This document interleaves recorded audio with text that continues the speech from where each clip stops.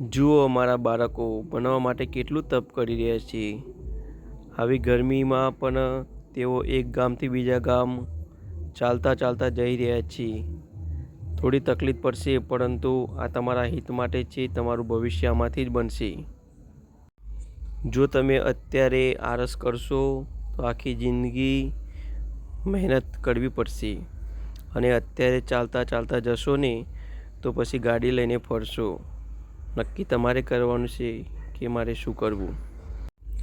અમે જ્યારે ભણતા હતા ત્યારે અમને પણ કંટાળો આવતો હતો, પરંતુ આજે ખબર પડી કે ના, ભણવું કેટલું જરૂરી છે.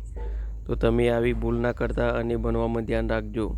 તમારી મહેનત ચોક્કસ એક દિવસ રંગ લાવશે અને તમને સફળતા મળશે.